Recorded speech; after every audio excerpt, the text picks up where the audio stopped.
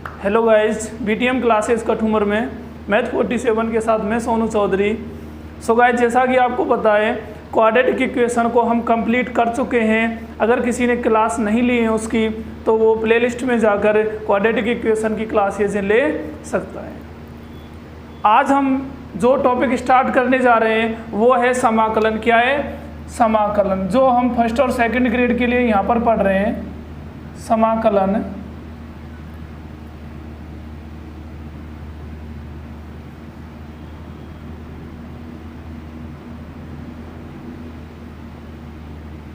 Integration.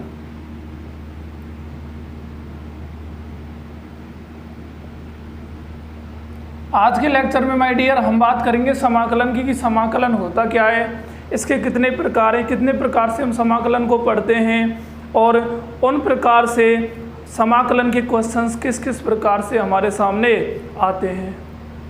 So guys, अगर बात करें समाकलन की तो सबसे पहले समाकलन को पढ़ने से पहले हमारे सामने जो आता है वो आता है अवकलन। क्या आता है? अवकलन। अवकलन क्या होता है कि जैसे कोई भी फलन है, कोई भी फलन है, चाहे वो एल्जेब्रिक हो या ट्रिग्नोमेट्रिक हो, जब हम उसका अवकलन करते हैं तो पहले हम किसी फलन को लेते हैं, उस फलन को लेने के बाद उसका अवकलन किया जाता है। जो उस फलन का अवकलन किया जाता है और जो प्रोसेस उसको अवकलन करने का होता है उसको तो कहते हैं अवकलन। और अवकलन करने के पश्चात जैसे बेटा देखो, आप अवकलन कर रहे हैं d/dx x के रेस्पेक्ट में और हम कर रहे हैं sin x का। अब वैसे तो हमें पता है डायरेक्ट कि sin x का अवकलन क्या होता है, डिफरेंशिएशन cos x होता है। लेकिन बेटा उस sin x से cos x तक पहुंचने के लिए कोई ना कोई प्रोसेस तो ज़रूर यूज़ लिया गया होगा, और जो प्रोसेस इसमें यूज़ लिया है वो हम आपको अवकलन की क्लास में बताएंगे। सो गाइस, जो यहाँ से लेकर हम यहाँ तक पहुँचे हैं, sin x से लेकर cos x तक का जो सफ़र हमने तय किया है इसको कहते हैं हम अवकलन। क्या कहते हैं? अवकलन। जो प्रोसेस है, जो हम sin x से कहाँ तक पहुँचे हैं, cos x तक, इसी को क्या कहते हैं? हम अवकलन कहते हैं। और जो रिजल्ट हमको प्राप्त हुआ है, क्या गाइस, जो रिजल्ट हमको फाइंड हुआ है उसको कहते हैं हम अवकलज। क्या कहते हैं उसको? अवकलज कहते हैं। तो एक तो बेटा एक फंक्शन है, जिस वेरिएबल या जिस चर का वो फंक्शन है उसी के रेस्पेक्ट में उसका क्या कर दिया हमने? डिफरेंशिएशन कर दिया। जो डिफरेंशिएशन किया है उसका कोई ना कोई हमें रिजल्ट मिला और उसी को हम क्या कहते हैं? डेरिवेटिव कहते हैं, अवकलज कहते हैं। अब ये तो किसी फलन का क्या हो गया? अवकलन हो गया। अब जो समाकलन होता है, इंटीग्रेशन होता है माय डियर, जो समाकलन होता है इसी को हम क्या कहते हैं? प्रति अवकलज या इनवर्स डेरिवेटिव। इनवर्स डेरिवेटिव, ठीक है ना। इसी को हम क्या कहते हैं? प्रति अवकलज कहते हैं। अब प्रति अवकलज का मतलब क्या हुआ भाई? एक आप किसी फलन से उसका अवकलन किया और एक रिजल्ट पर पहुंचे, और जो रिजल्ट आपको फाइंड हुआ उसको आपने अवकलज कह दिया। अब आप अगर इसी प्रक्रिया को अगर दोबारा से करें, बेटा एक तो आप यहाँ से किसी स्थान पर पहुँच गए, अब आपको उस स्थान से वापस कहाँ आना है? उसी जगह पर आना है। तो यहाँ से इस स्थान तक पहुँचने के लिए किसका सहारा लिया? अवकलन का लिया। लेकिन जब आप यहाँ से वापस इधर आते हो तो जो ये प्रोसेस होता है इसी को हम कहते हैं समाकलन। क्या कहते हैं? समाकलन। और इसी को तभी तो प्रति अवकलज कहते हैं ना। प्रति अवकलज, इनवर्स। इनवर्स क्या होता है? उसी का उल्टा हो गया। जो अवकलज की प्रोसेस होती है उसी का जो उल्टा होता है उसी को हम क्या कहते हैं? समाकलन कहते हैं। तभी तो इसकी डेफिनेशन होती है ना कि inverse process of derivative is called integration, inverse process of differentiation is called integration. जो अवकलन की जो प्रक्रिया होती है इसी का अगर हम क्या ले लें, उल्टा या व्युत्क्रम जो प्रक्रिया ले लें, वही क्या कहलाती है? समाकलन कहलाती है। वही क्या कहलाती है, समाकलन। अब देखो बेटा, जब भी अवकलन करना पड़ता है या समाकलन करना पड़ता है, इन दोनों में हमें किसी ना किसी फलन की ज़रूरत होती है। अब मान लो ये कोई फलन है, अब देखो अगर इसकी बात करें तो sin x का अवकलन क्या हो गया, cos x हो गया। जब आप cos x का दोबारा से समाकलन करोगे, समाकलन का ये चिन्ह होता है, जब आप cos x का दोबारा से समाकलन करोगे माय डियर, और वो उसी चर में जिस चर का क्या है, फलन दिया गया है, तो इस चर के साथ जब आप इसका दोबारा समाकलन करेंगे तो आपको वापस से वही फलन प्राप्त हो जाएगा, आपको वापस से वही फलन प्राप्त हो जाएगा। हाँ, एक बात और होती है, इसमें प्लस में सी लिया जाता है। क्या लिया जाता है, प्लस में सी लिया जाता है। यहाँ पर जो फलन होता है और एक ही जो ये इसका रिजल्ट होता है, और एक क्या होता है, सी। एक तो फलन हो गया जिसका हमने समाकलन किया है, एक इसका रिजल्ट हो गया, और प्लस में क्या किया हमने, सी किया है। इसको तो कहते हैं कांस्टेंट ऑफ इंटीग्रेशन, समाकल का अचर कहते हैं, ठीक है ना। ये माय डियर ये कहलाता है समाकल, ये क्या कहलाता है, समाकल, इंटीग्रल। और इसको कहते हैं हम समाकल्य, इसको क्या कहते हैं, समाकल्य इंटीग्रांड।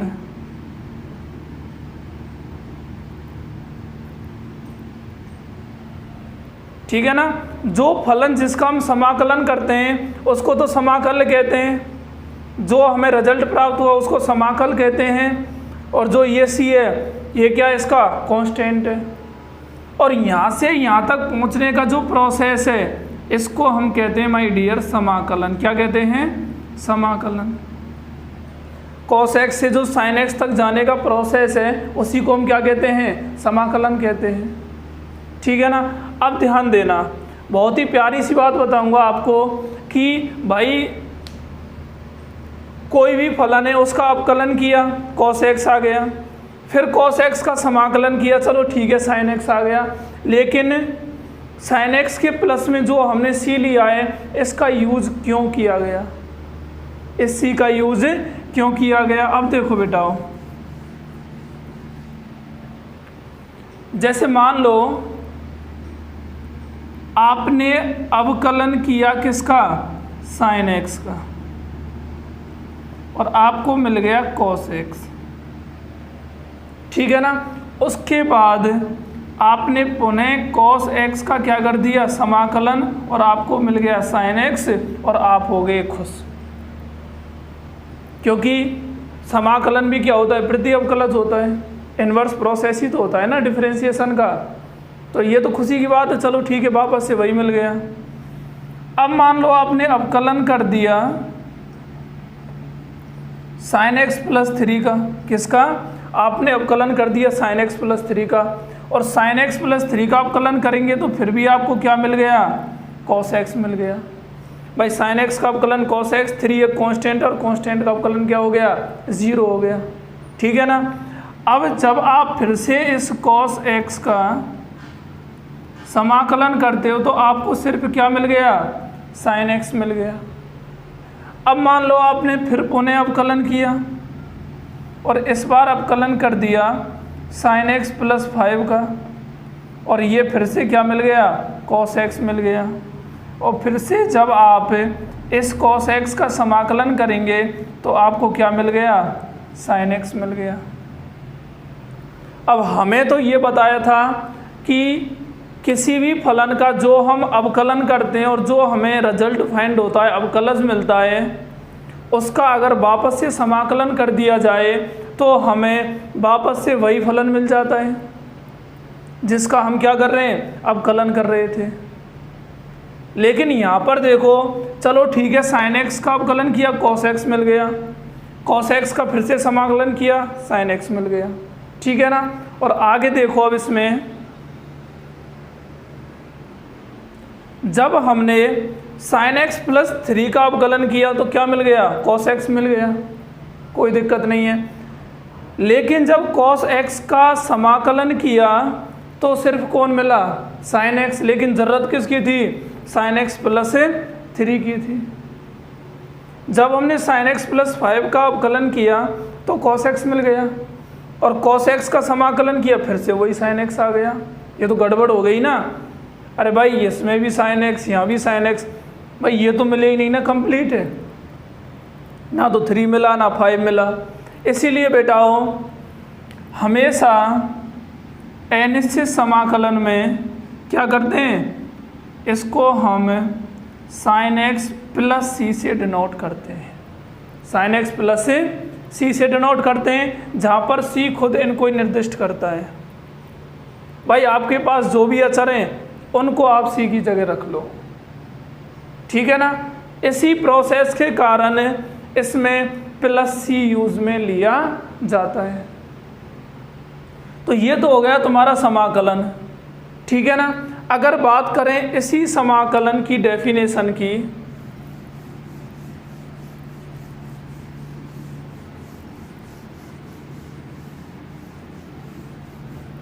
तो लिखो माय डियर, किसी फलन, डेफिनेशन लिखो इसकी,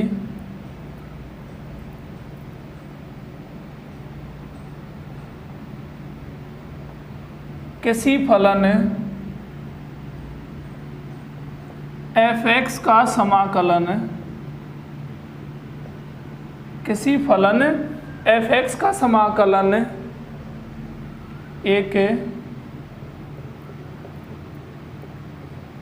ऐसा फलन कैपिटल एफ ऑफ एक्स, एक ऐसा फलन कैपिटल एफ ऑफ एक्स होता है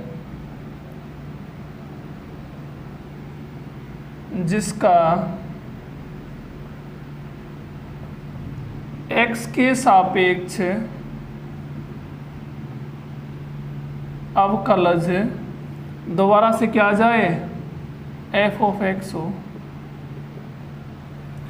भाई कोई एक फलन है f ऑफ x, उसका जो समाकलन होता है वो एक ऐसा फलन f ऑफ x होता है कि जिसका अगर x के सापेक्ष क्या किया जाए, अवकलज किया जाए, तो पुनः f ऑफ x प्राप्त हो जाएगा। मतलब माय डियर, अर्थात जैसे ये कोई फलन है f ऑफ x, इसका आपने इंटीग्रेशन कर दिया x के रेस्पेक्ट में, जब आप इसका इंटीग्रेशन करेंगे तो आपको क्या मिलेगा, कैपिटल f ऑफ x, क्या मिल गया, कैपिटल f ऑफ x मिल गया। जब आप इसी कैपिटल f ऑफ x का उसी चर के रेस्पेक्ट में डिफ्रेंशिएशन करते हैं, अवकलन करते हैं, तो वापस से आपको कौन मिल जाएगा, small f of x find हो जाएगा। और यही प्रोसेस इसकी ऐसे भी हो जाती है, ठीक है ना। जो प्रोसेस ऐसे चल रही है वो ऐसे भी हो जाती है, क्लियर है ना। तो ऐसे ही फलन को हम क्या कहते हैं, इसी प्रोसेस को हम कहते हैं समाकलन कहते हैं, ठीक है ना। या हम ऐसे भी लिख सकते हैं इसको, और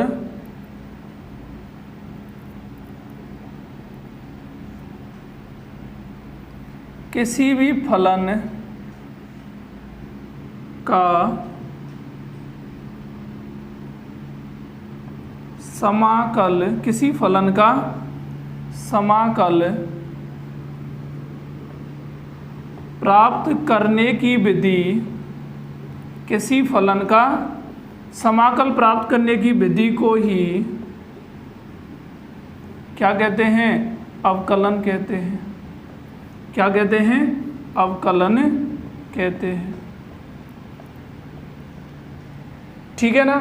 यहाँ तक आ गया समझ में। अब देखो स्टार बना के लिखना, क्या लिखना है, स्टार बना के। एक तो पॉइंट ये हो गया, चाहे इसको पॉइंट लिख लो या ऐसे ही लिख दो। यहाँ f ऑफ x समाकल्य कहता है, समाकल्य कहलाता है। यहाँ हम एफ ऑफ एक्स को क्या कहते हैं, समाकल कहते हैं, तथा कैपिटल एफ ऑफ एक्स को समाकल कहते हैं।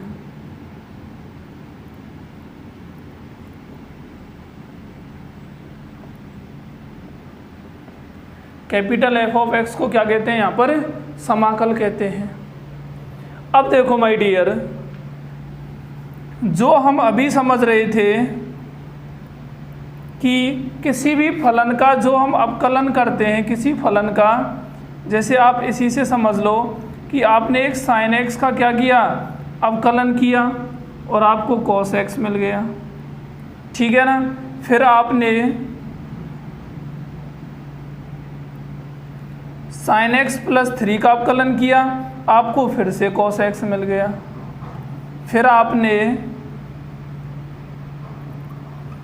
साइन एक्स प्लस 5 का अवकलन किया, फिर से आपको कॉस एक्स मिल गया, ठीक है ना।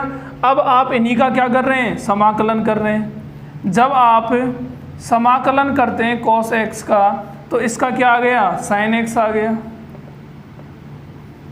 जब आप समाकलन करते हैं किसका, कॉस एक्स का, तो फिर से कौन आ गया, साइन एक्स आ गया। जब आप समाकलन करते हैं कॉस एक्स का, तो फिर से कौन आ गया, साइन एक्स आ गया। तो तीनों ही केसों में आपको जो आपने इन्वर्स प्रक्रिया जो आपने यहाँ पर लगाई है, तो तीनों ही केसों में आपको साइन एक्स आ गए, ना तो प्लस का 3 आया ना प्लस का 5 आया।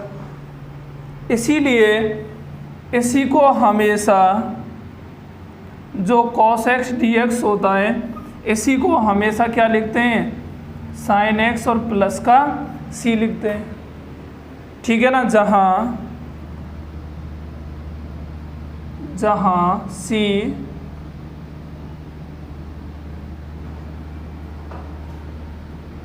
समाकलन का अचर कहलाता है, constant of integration, constant of integration.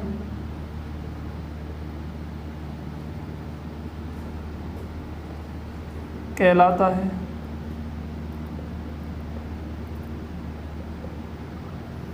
ठीक है ना। अब जो समाकलन है जिसको हम पढ़ रहे हैं, तो समाकलन जैसे अगर बात करें बेटा फर्स्ट या सेकंड ग्रेड की, अगर बात की जाए फर्स्ट और सेकंड ग्रेड की, तो इसमें हम समाकलन के कुल 3 रूप पढ़ेंगे। इसमें समाकलन को हम कुल 3 प्रकार से पढ़ेंगे, जिनमें सबसे पहला जो प्रकार आएगा वो आएगा हमारा अनिश्चित समाकलन। कौन सा? अनिश्चित समाकलन, या समाकल भी बोल सकते हो इसको, ठीक है ना।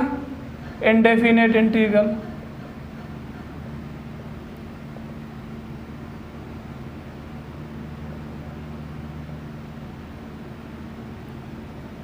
नंबर जो सेकंड हम पढ़ेंगे वो आएगा निश्चित समाकलन। निश्चित समाकल, डेफिनेट इंटीग्रल, डेफिनेट इंटीग्रल, ठीक है ना। और जो नंबर थर्ड आएगा वो हम पढ़ेंगे समाकलन के अनुप्रयोग। समाकलन के अनुप्रयोग, एप्लीकेशन ऑफ इंटीग्रेशन।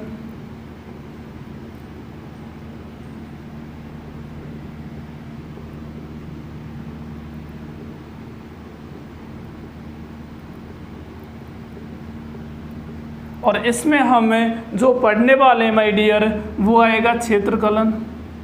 क्या आएगा? क्षेत्रकलन, ठीक है ना। इसमें देखो जो इंडेफिनेट इंटीग्रल होते हैं, अनिश्चित समाकलन होते हैं, उसके बारे में हम अभी भी डिस्कस कर चुके हैं। भाई जो भी समाकलन होता है इसमें हम प्लस सी लेते हैं, वो सभी किसके एग्जाम्पल हैं? इंडेफिनेट इंटीग्रल के। जिनमें जो समाकलन का क्षेत्र होता है वो क्या होता है? अनंत होता है, अनिश्चित होता है, कोई निश्चित नहीं होता। निश्चित समाकलन में जो समाकलन का हम क्षेत्र निकालते हैं वो क्या होता है, निश्चित होता है, डेफिनेट होता है। इनमें हमें अलग अलग कंडीशंस के हिसाब से खुद को उनका क्षेत्र निर्धारित करके या लिमिट देखकर समाकलन करना पड़ता है। इनमें आपको कंडीशंस दी जाएंगी और उन्हीं कंडीशंस के अकॉर्डिंग आपको उस क्षेत्र की क्या निकालनी है, लिमिट निकालनी है। क्या इसकी लोअर लिमिट होगी और क्या इसकी अपर लिमिट होगी। जो हम सबसे पहले बात करेंगे वो बात करेंगे अनिश्चित समाकलन की। किसकी, अनिश्चित समाकलन की। अब अनिश्चित समाकलन है, ठीक है ना। तो अनिश्चित समाकलन में क्या होगा कि सबसे पहले जो बात करने वाले हैं वो करेंगे इसके सूत्र। क्या, सूत्र, ठीक है ना, क्योंकि सूत्र से ही अनिश्चित समाकलनों को हम कर पाएंगे। सूत्र से ही हम अनिश्चित समाकलनों को कर पाएंगे। भाई चाहे प्रतिस्थापन विधि हो, खंडशः समाकलन हो, त्रिकोणमितीय फलनों का समाकलन हो, ठीक है ना, इन सभी के लिए हमें किसकी आवश्यकता होगी, फॉर्मूलाज की आवश्यकता होगी। तो सबसे पहले हमारे लिए जो इम्पोर्टेंट है वो है कि हमारे फॉर्मूला क्लियर होने चाहिए। फिर जो इंडेफिनेट इंटीग्रल है इसकी कितनी टाइप होती है इनको हल करने की, उन सभी के बारे में हम एक एक करके क्या करेंगे, डिस्कस करेंगे, ठीक है ना। जैसे भाई कोई भी समाकलन है अपनी स्टैंडर्ड फॉर्म में ही दिया गया है, तो फिर उस समाकलन का क्या कर सकते हैं, हम आसानी से फॉर्मूले लगा के हल कर सकते हैं। अन्य जो समाकलन है वो अपनी स्टैंडर्ड फॉर्म में नहीं दिए गए हैं, अब उनमें हम मेथड लगाएंगे। जैसे सब्स्टिट्यूशन मेथड लगा दिया, इंटीग्रेशन बाय पार्ट लगा दिया, ठीक है ना। इन सभी से उनको किस में चेंज करना पड़ता है, स्टैंडर्ड फॉर्म में। और जब वो स्टैंडर्ड फॉर्म में चेंज हो जाएंगी वहीं से हम उनके फॉर्मूले यूज करके उनका क्या कर देंगे, समाकलन कर देंगे। तो अगर इनके फॉर्मूला की बात करें बेटाओ तो लिखते चलो। सबसे पहले आएगा, या फर्स्ट लिख लो, समाकलन किसका, x की पावर n dx का। ये होता है x की पावर n+1 अपॉन n+1 और प्लस का कितना आएगा, c आएगा, ठीक है ना। नंबर सेकंड, e की पावर x dx, इसका समाकलन भी क्या होता है, e की power x plus c। Number third क्या आता है, 1 अपॉन x dx, तो ये कितना आता है, log x plus c। Number 4 आएगा a की पावर x dx, ये कितना आता है, a की power x upon log a plus c। Number 5 sin x dx, ये आता है माइनस का cos x plus c। Number 4 आएगा cos x dx, ये आएगा sin x प्लस c। इससे अगला आएगा नेक्स्ट, ये 6 हो गया और ये कितना हो गया, 7 हो गया। ये लिखो sec स्क्वायर x dx, ये होता है my dear tan x plus c। इसके बाद लिखो cosec स्क्वायर x dx, ये होता है माइनस का cot x प्लस c। इसके बाद होता है sec x tan x dx, ये होता है sec x प्लस c, ठीक है ना। नेक्स्ट की बात करें, नंबर 10, ये होगा cosec x cot x dx, ये होता है माइनस का cot x माइनस का cosec x plus c।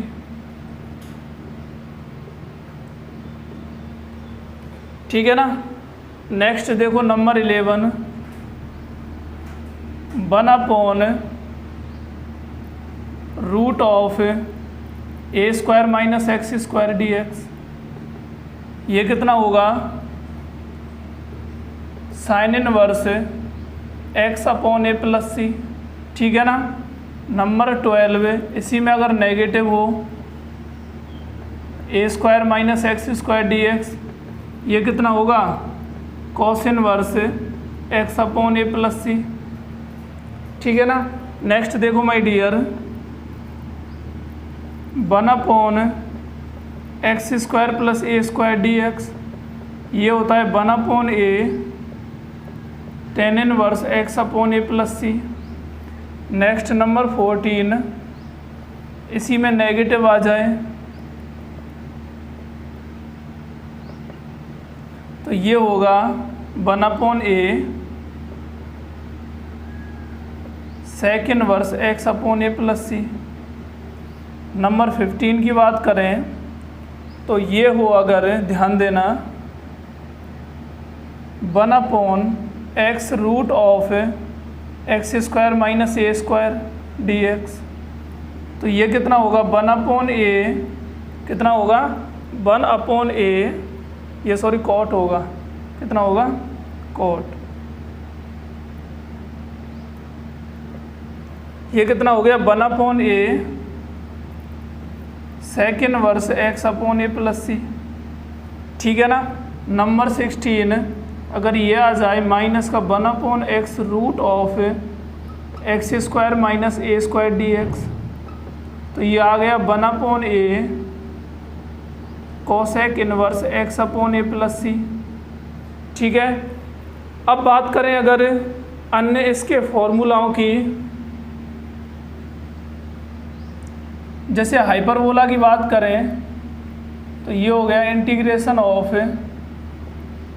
Sign hyperbola x d x, तो ये होता है cos hyperbola x plus c. Next बात करें number 18, integration of cos hyperbola x d x, तो ये कितना होगा sine hyperbola x plus c. Number 90 बात करें तो ये हो गया sec square hyperbola x d x, कितना हो गया sec square hyperbola x d x, ये होगा 10 hyperbola x plus c. Number 20 बात करें तो ये हो गया कोसेक हाइपरबोला स्क्वायर एक्स है। ठीक है ना। तो ये होगा माइनस का cot hyperbola x plus c. Number 21 बात करें तो ये हो गया सेक हाइपरबोला एक्स और 10 हाइपरबोला एक्स डी एक्स, तो ये कितना होगा माय डियर माइनस का sec hyperbola x plus c. Number 22 की बात करें तो ये क्या होगा cosec hyperbola x cot hyperbola x d x, तो ये कितना होगा माय डियर माइनस का cosec hyperbola x plus c हो गया। ठीक है ना। ये कुल मिला के तो नहीं बोल सकते इनको। ठीक है ना। अभी तो इतने ही फॉर्मूले और पढ़े हैं। ठीक है।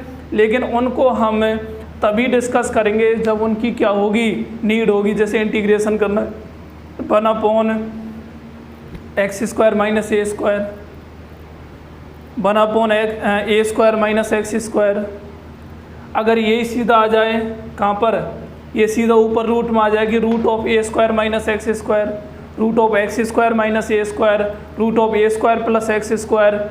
ठीक है ना। ऐसे ही बहुत प्रकार के इनमें क्या होंगे फॉर्मूला होंगे। आज का आपका काम यही है कि आपको इन सभी फॉर्मूलाओं को क्या करना है, बिल्कुल कंप्लीट करना है। ठीक है माय डियर।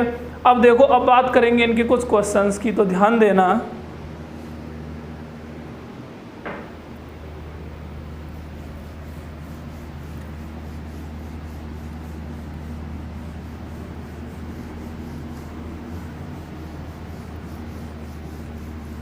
देखो बेटा, इन्हीं फॉर्मूलाओं के बेस पर हम इनके सभी मेथडों के बारे में डिस्कस करेंगे, चाहे वो सीधा स्टैंडर्ड फॉर्म का हो, चाहे वो इंटीग्रेशन बाय पार्ट हो, सब्स्टिट्यूशन हो, ट्रिग्नोमेट्रिक हो या एल्जेब्रिक हो, उन सभी के बारे में हम इन्हीं से अध्ययन करेंगे।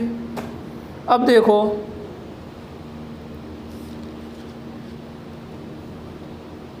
जो एनएस से समाकलन की विधि हैं उनमें सबसे पहली है मानक सूत्रों पर आधारित। सबसे पहली कौन सी है, मानक के सूत्रों पर आधारित, depend on standard formula, depend on standard formula. अब इसके क्वेश्चन देखो माय डियर, अलग अलग क्वेश्चंस की हम बात करते हैं। देखो पहला दे रखा है कि आपको इंटीग्रेशन करना है x³ dx का। ध्यान देना जो हमने अभी फॉर्मूला पढ़ा था माय डियर, x की पावर n dx का क्या था, x की पावर n+1 अपॉन n+1+c। अब यहाँ पर तो x की पावर n है, लेकिन यहाँ पर क्या है, x की पावर क्यूब है। अब यहाँ पर x की पावर क्यूब है तो बेटा ये खुद n का काम कर रही है, तो ये कितना बनेगी, x की पावर 3+1 अपॉन 3+1, और प्लस में कौन आएगा, c आ गया। तो ये कितना बन गया, ये तो 1/4 हो गया, ये x की पावर 4 और प्लस में कितना आ गया, c आ गया। तो ये इसका क्या हो गया, इंटीग्रेशन हो गया। यहाँ पर बेटा ये एक फंक्शन का काम कर रहा है, इसको क्या कहते हैं हम, समाकल। ये जो रिजल्ट मिला है इसको क्या कहते हैं, समाकल। और जो ये प्रोसेस है, जो ये प्रोसेस है यहाँ तक पहुँचने का, इसको हम क्या कहते हैं, समाकलन या इंटीग्रेशन कहते हैं। अब नंबर सेकंड की बात करें तो आपको निकालना है tan² x dx। ये फर्स्ट हो गया, ये सेकंड हो गया, tan² x dx। क्या मैंने आपको tan² x dx का कोई फॉर्मूला बताया है, अरे नहीं बताया ना। तो इसको बेटा थोड़ा चेंज कर लो। जैसा कि आप जानते हो, ये तो आप पहले ही पढ़ चुके होंगे, क्या, एक तो होता है sin² x plus cos² x = 1 होता है, ठीक है ना। और यहीं से दो फॉर्मूले बन गए, एक तो होता है sin² x = 1 - cos² x, और एक होता है cos² x = 1 - sin² x, जो ट्रिग्नोमेट्री में हम पढ़ते हैं, ठीक है ना। नंबर सेकंड कौन आता है, sec² x minus tan² x = 1, sec² x minus tan² x = 1। अब यहाँ से भी दो फॉर्मूले क्रिएट हो गए, sec² x = कितना हो गया, 1 + tan² x, और जो tan² x है ये कितना होगा, sec² x - 1। जो नेक्स्ट बनता है वो बनता है cosec² x minus cot² x = 1 होता है।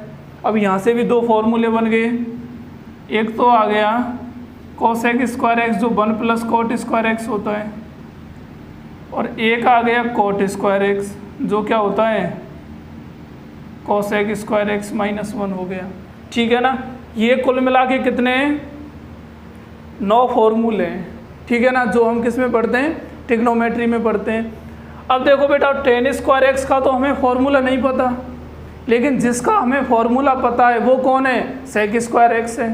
तो इसी tan² x को हम क्या लिख सकते हैं, sec² x - 1, क्या माय डियर, sec² x - 1, और क्या आ गया, dx आ गया, ठीक है ना।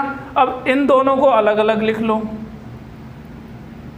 एक तो हो गया sec² x dx और एक हो गया -1 dx। बेटा sec² x का समाकलन क्या बताया, tan x, और जहाँ कोई फंक्शन नहीं, 1 का समाकलन x होता है और प्लस में क्या आ गया, c आ गया।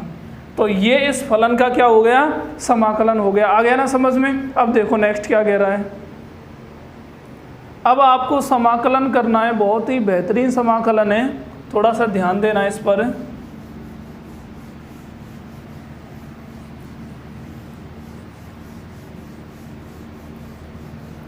देखो ये समाकलन है √x + 1 / √x का होल स्क्वायर।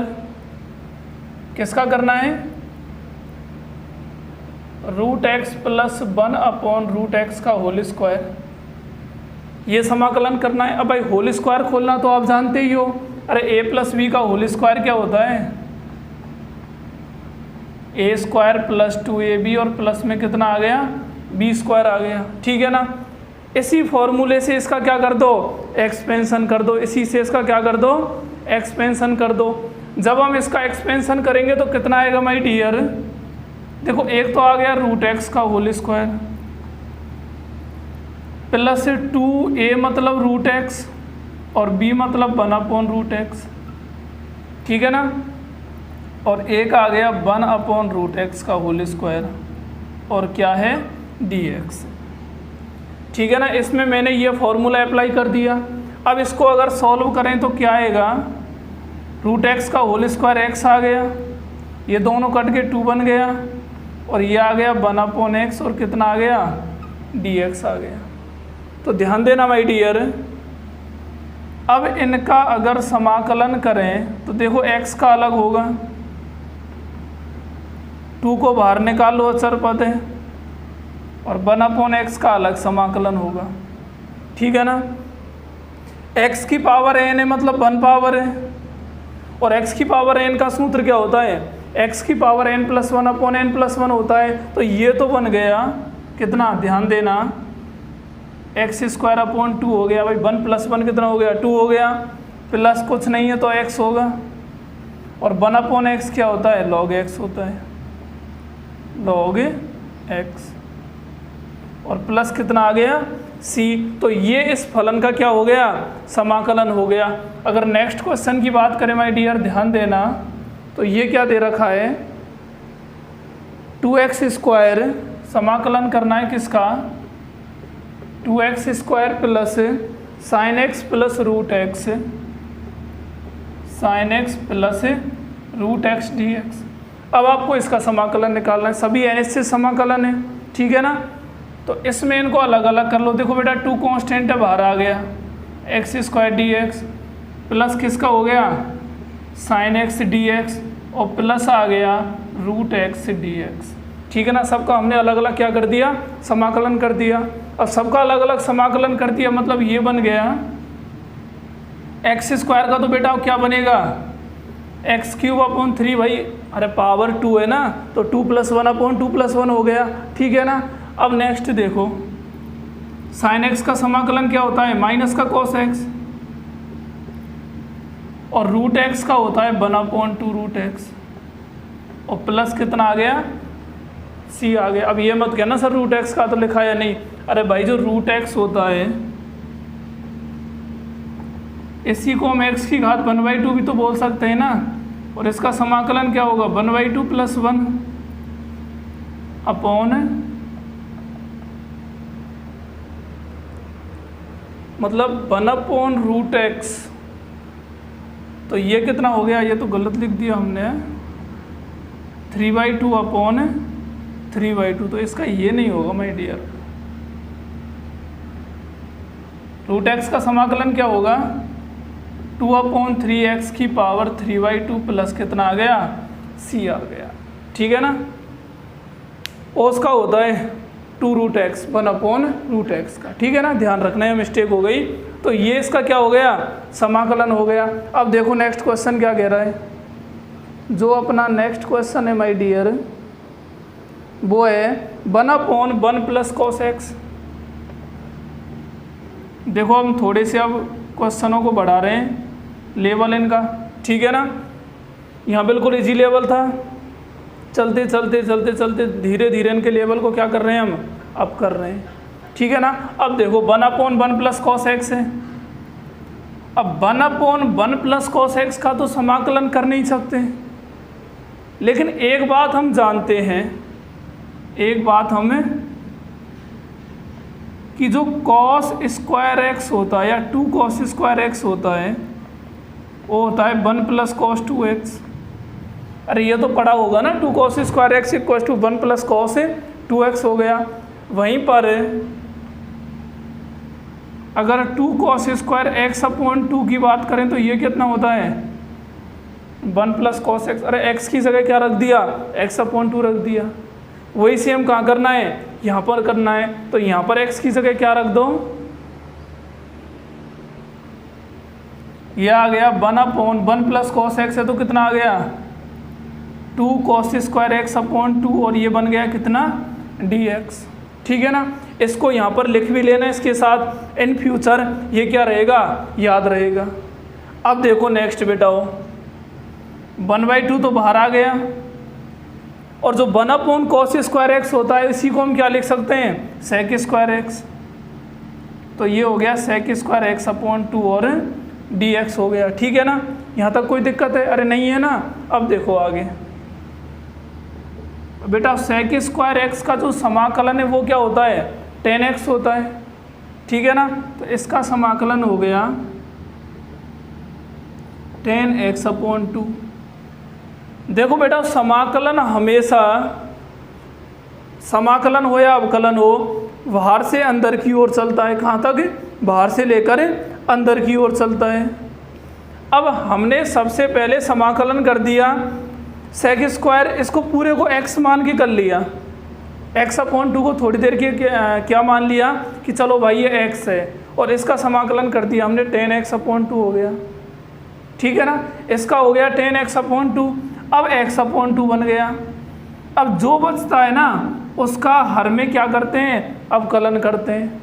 पर पहले तो फलन का समाकलन कर दिया, समाकलन के बाद फलन में भी अगर कोई ऐसा रूप बन रहा है अंदर कि उसका अवकलन पॉसिबल है तो उसका अवकलन क्या करते हैं, हमें हर में करते हैं। तो x अपॉन 2 का अवकलन क्या हो जाएगा, 1/2 और प्लस कितना आ गया, c आ गया, ठीक है ना।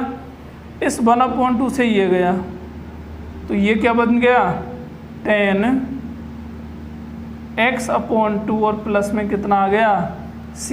ये इसका क्या होगा, आंसर होगा, ठीक है बेटा। अगर बात करें नेक्स्ट क्वेश्चन की तो ध्यान देना, देखो इन सब क्वेश्चनों में सिर्फ आपको फॉर्मूले यूज लेने, क्या लेने हैं, सिर्फ फॉर्मूला यूज लेने, और उन्हीं फॉर्मूलाओं के आधार पर इन सभी क्वेश्चंस को करना है। आगे चल के जो हम नए रूप पढ़ेंगे इसी के, उनमें भी आपको वह नियम लगा के उनको मानक रूप में ही लाना पड़ेगा, और तब हम उनमें फॉर्मूला अप्लाई करके उनका क्या करेंगे, सॉल्यूशन करेंगे। अब देखो नेक्स्ट क्वेश्चन क्या कह रहा है, 1/1 प्लस साइन एक्स। देखो वही आ गया वापस से, 1 प्लस कौन आ गया, साइन एक्स आ गया। अब देखो बेटा चाहे साइन एक्स हो चाहे कॉस एक्स हो, जो साइन 2 साइन स्क्वायर एक्स होता है वो होता है 1 माइनस कॉस 2x, ठीक है ना।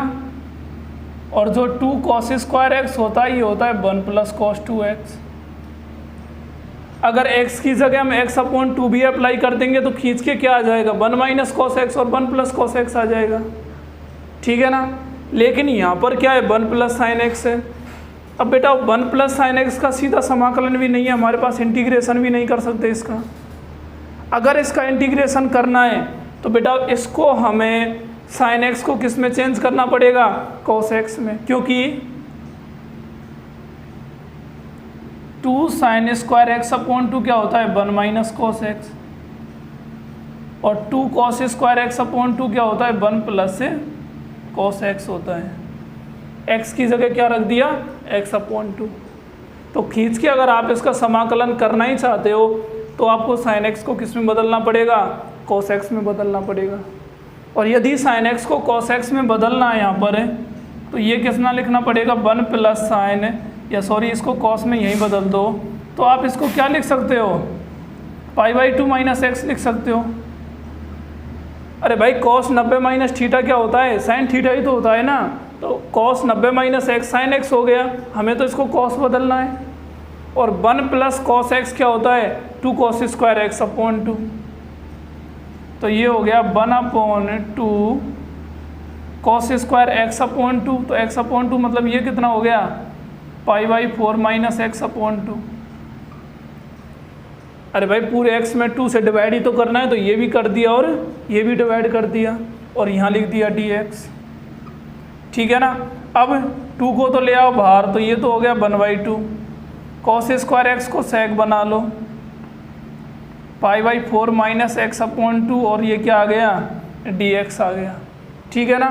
तो कुल मिला के क्या प्राप्त हो गया, 1/2 अगर इसका हम समाकलन करें तो sec स्क्वायर एक्स क्या होता है 10x होता है, 10π/4 माइनस एक्स अपॉन 2 हो गया। ठीक है ना। अब मैंने कहा था जब भी आप समाकलन करते हैं तो फलन के अंदर भी अगर कुछ ऐसा दिख रहा है कि जिसका अवकलन पॉसिबल है, डिफरेंशिएशन पॉसिबल है, तो उसको उसके किस में कर देते हैं, हर में कर देते हैं। अब इसका अवकलन पॉसिबल है क्या, देखो ये तो 0 हो गया, माइनस एक्स अपॉन 2 का क्या आ गया 1/2, तो माइनस का क्या आ गया 1/2 आ गया, और प्लस कितना आ गया c आ गया। ठीक है ना, कोई दिक्कत है नहीं है ना। तो इसी को हम देखो ये इससे ये गया तो ये हो गया माइनस का 10π/4 माइनस एक्स अपॉन 2 और प्लस का कितना आ गया c आ गया। ठीक है ना, ये इसका क्या होगा आंसर होगा। तो ये उससे भी मतलब है तो ऐसा ही क्वेश्चन, लेकिन उससे थोड़ा सा क्या है और थोड़ा स्टैंडर्ड बढ़ गया है इसका। ठीक है ना। अब देखो अगले क्वेश्चन की बात करें, देखो वो क्वेश्चन इससे भी प्यारा है। इंटीग्रेशन करना है sin x upon 1 plus sin x का।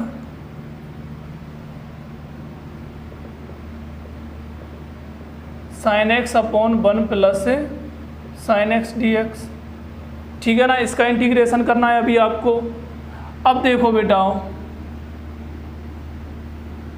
सीधे तौर पर तो इसका इंटीग्रेशन पॉसिबल है नहीं भाई। 1 प्लस sin x को आप इसकी तरह लिख सकते हो, ठीक है ये आ गया, लेकिन इससे क्या होगा, कुछ नहीं होगा ना। तो हम क्या करते हैं, जो आपके हर में डिनोमिनेटर में जो दिया गया है ऐसा ही किस में अंश में बनाने की कोशिश करते हैं, न्यूमरेटर में बनाने की कोशिश करते हैं। अब मैं क्या कर रहा हूँ, इसी sin x में एक तो जोड़ रहा हूँ, एक तो ऐड कर दिया और एक क्या कर दिया सब्ट्रैक्ट, और अपॉन में क्या आ गया 1 प्लस sin x आ गया, और यहाँ पर कितना है dx हो गया। अब एक तो हम इसको बना लेंगे अलग, और एक ही हो गया, इनसे अलग अलग डिवाइड कर दो। इससे इसको डिवाइड करेंगे तो 1 dx आ गया, माइनस ये कितना आ गया 1 प्लस sin x और dx आ गया। कोई दिक्कत है यहाँ तक नहीं है ना। 1 का तो माई डियर x हो गया, और 1 प्लस sin x का भी आप निकाल ही चुके हो, तो वो तो दिक्कत ही नहीं है निकालने में, नहीं है ना। तो ये कितना आ गया, देखो ये माइनस में माइनस माइनस प्लस हो गया, तो प्लस का 10π/4 माइनस एक्स अपॉन 2। इंतज़ार कर रहे थे क्या वापस से कराएं, अरे करा चुके हैं यहाँ पर। ठीक है ना, ये यहाँ पर क्या कर दिया पुनः पुट कर दिया। ठीक है ना। अब देखो अगला क्वेश्चन, अगला दे रखा है, देखो कितना गजब क्वेश्चन आया है। अरे वाह, क्या आ गया cos 2x minus cos 2α, cos 2x minus cos 2α upon क्या दे रखा है cos x minus cos α, cos x minus cos α। क्या इसको कर सकते हो क्या, अरे इस क्वेश्चन को कर सकते हो क्या। देखो जो अपना cos 2x है इसको क्या मैं ऐसे नहीं लिख सकता 2 cos स्क्वायर x माइनस 1, और जो cos 2α है इसको भी 2 cos स्क्वायर α माइनस 1, और अपॉन में आ गया cos x माइनस कितना आ गया cos α, और यहाँ कितना आ गया dx आ गया। ठीक है ना। अगर इसको हल करें तो देखो बेटा इसका सॉल्यूशन क्या होगा, ऊपर तो 2 cos स्क्वायर x है, ये -1 है, माइनस का अंदर गुना करेंगे तो 2 cos स्क्वायर α और प्लस 1 हो गया, और अपॉन में क्या है cos x माइनस cos α, और ये हो गया dx। ठीक है ना माय डियर। अब देखो ध्यान देना, इस 1 से तो बन गया और 2 दोनों में से कॉमन आ गया, और यह आ गया cos square x minus cos square α upon cos x minus cos α dx आ गया। अरे अब तो कर लेंगे इसको हल। अरे एक प्रॉपर्टी पढ़ी है क्या तुमने, ए स्क्वायर माइनस बी स्क्वायर क्या होती है ए प्लस बी और ए माइनस बी होती है। क्या होती है ए प्लस बी और ए माइनस बी होती है। अगर देखो इसमें यही प्रॉपर्टी यूज़ करें तो क्या आएगी 2 तो बाहर है ही है, cos x minus cos alpha और cos x plus cos alpha और अपॉन में क्या आ गया, cos x minus cos alpha और यहाँ क्या आ गया, dx आ गया। ठीक है ना, ये दोनों आपस में कट जाएंगे तो क्या बच गया my dear, 2 cos x plus में cos एल्फा dx आ गया। क्या आ गया, cos x plus cos alpha dx, और इनका तो आप इंटीग्रेशन कर ही लोगे। अरे भाई दोनों को अलग अलग लिख दो, देखो यहाँ लिख रहा हूँ मैं, ध्यान देना। एक तो आ गया 2 cos x dx, cos alpha यहाँ पर बेटा इसका इंटीग्रेशन मत कर देना, कहीं cos x को भी चेप दो, हाँ हो गया इंटीग्रेशन। अरे ये खुद एक कांस्टेंट है यहाँ पर, तो ये कितना होगा, 2 cos एल्फा बाहर आ गया और 1 dx होगा। ठीक है ना, अब देखो बेटा cos x का इंटीग्रेशन क्या होता है, sin x और प्लस 1 का x हो गया cos एल्फा और प्लस कितना आ गया, c आ गया, तो ये इसका क्या होगा, इंटीग्रेशन होगा। अब बात करें अगले क्वेश्चन की, देखो कितने प्यारे प्यारे क्वेश्चन है और लेवल भी हम धीरे धीरे क्या कर रहे हैं, बढ़ा रहे हैं। और बेटा जो भी फॉर्मूले हमारे ट्रिग्नोमेट्री में यूज़ आते हैं उनको भी मैं आपको क्वेश्चनों के साथ धीरे धीरे सबको क्या करा दूंगा, क्लियर करा दूंगा। तो यहाँ पर समाकलन के भी फॉर्मूले क्लियर और इंटीग्रेशन के भी फॉर्मूले क्लियर हो जाएंगे। अब देखो नेक्स्ट क्वेश्चन क्या कह रहा है, 10x अपॉन, देखो कितना अच्छा क्वेश्चन आ गया, 10x अपॉन क्या दे रखा है, sec x plus 10x, sec x plus 10x dx। ठीक है ना, अब ये क्वेश्चन है आपके सामने। अब कुछ का तो मन कर रहा होगा सर 10x है तो इसको sin x upon cos x में चेंज कर दो, आ रहा होगा ना दिमाग में। ठीक है ना, लेकिन बेटा अगर इसको जैसे इजी वे में आप इसको हल करें तो आप इनका रेशनलाइजेशन भी कर सकते हो। जैसे ये 10x upon sec x plus 10x, इसका रेशनलाइजेशन कर दो, क्या आएगा, sec x minus 10x upon sec x minus 10x और ये कितना आ गया, dx आ गया। ठीक है ना, तो ये कितना बन गया, 10x sec x minus 10x और अपॉन में कितना है, sec square x minus 10 square x और dx, जो कि मैंने आपको अभी बताया था कि sec square x minus 10 square x क्या होता है, अरे 1 होता है ना, तो ये तो हो गया 1 और इस 10x का अंदर गुना कर दो तो क्या आ गया, sec x 10x और माइनस का 10 स्क्वायर x और कितना आ गया, dx आ गया। ठीक है ना, अब इनको अलग अलग लिखना चाहें माय डियर, तो एक तो आ गया sec x 10x dx और माइनस एक आएगा 10 स्क्वायर x।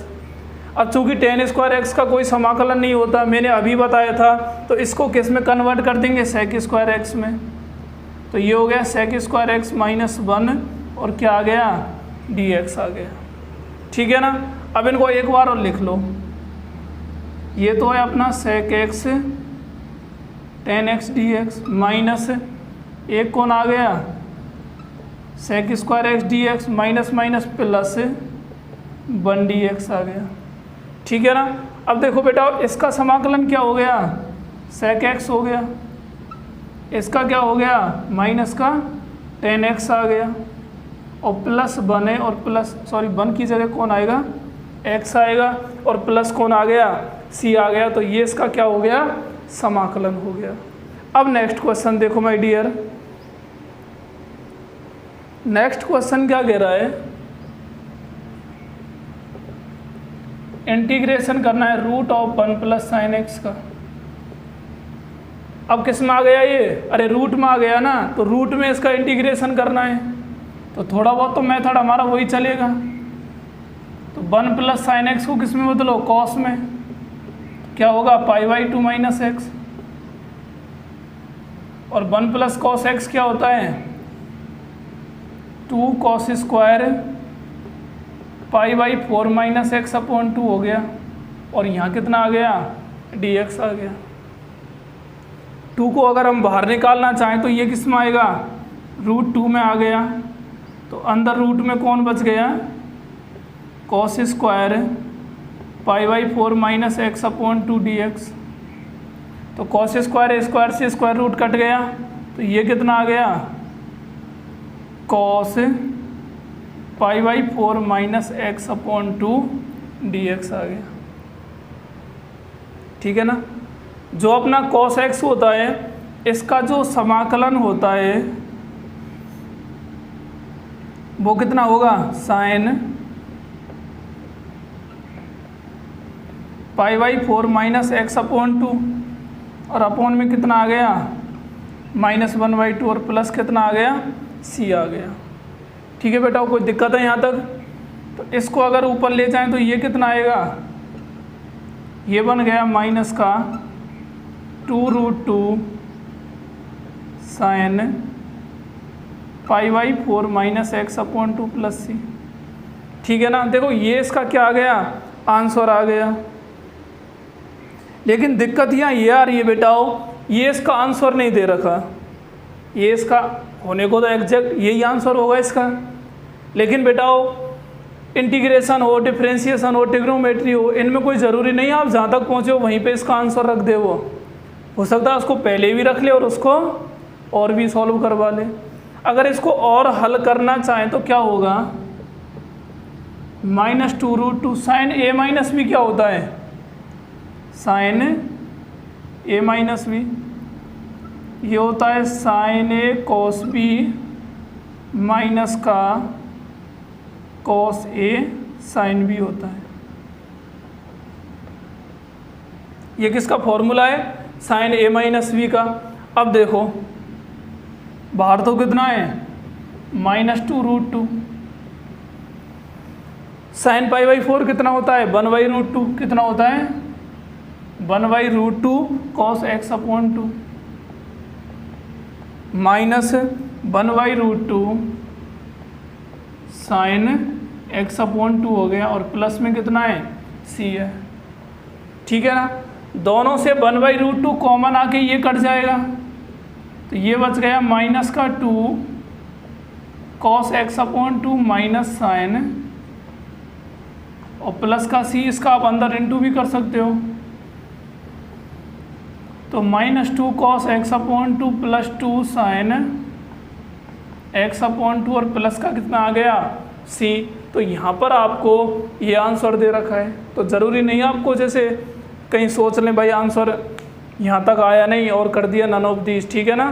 तो बेटा आंसर आपका ये भी है और आंसर आपका ये भी है, आपको दोनों का ही ध्यान रखना है। ठीक है ना। अगर बात करें नेक्स्ट क्वेश्चन की, देखो ये दे रखा है f(x) upon log sin x dx। ध्यान देना,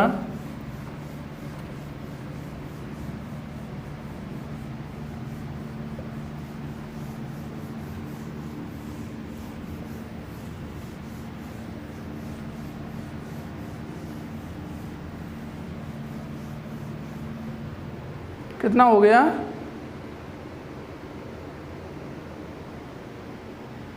f(x) अपॉन, देखो कितना अच्छा क्वेश्चन है, log sin x dx equal to दे रखा है आपको log sin x plus c, log sin x plus c, और क्या क्या रहा है तब देन फाइंड f(x). आपको ये बताना है कि f(x) क्या होगा, मतलब आपको ये f(x) फाइंड करना है। ठीक है ना। एक तो LHS हो गया और एक कौन आ गया RHS आ गया, एक तो LHS और एक कौन आ गया RHS। जो फाइंड करना है वो f(x) है। ऐसा करो कि दोनों तरफ बोथ साइड क्या कर दो, x के सापेक्ष अवकलन कर दो। Differentiation with respect to x कितनी, बोथ साइड, ठीक है ना। अगर इसका अवकलन करें तो कितना होगा, d/dx fx अपॉन log sin x dx, और ये हो गया log sin x plus c, ठीक है ना। अब देखो बेटा, जो जिसके रेस्पेक्ट में अवकलन कर रहे हैं और उसी के रेस्पेक्ट में समाकलन है, तो ये एक दूसरे को क्या कर देते हैं, काट देंगे। तो यहाँ तो बच गया fx अपॉन log sin x equal to, इसका आपको क्या करना है, अवकलन। देखो सबसे पहले आपको ये एक फलन का काम करेगा, फिर ये एक फलन का काम करेगा, ठीक है ना। अब log x है ये, तो ये क्या होता है, 1 अपॉन log sin x आ गया। फिर log sin x का होगा, क्या होगा, 1 अपॉन sin x। फिर sin x का होगा कितना, cos x, और c का कितना आ गया, 0 आ गया। c कांस्टेंट है तो c का क्या आ गया, 0 आ गया। अब देखो यहाँ से ये तो आ गया fx अपॉन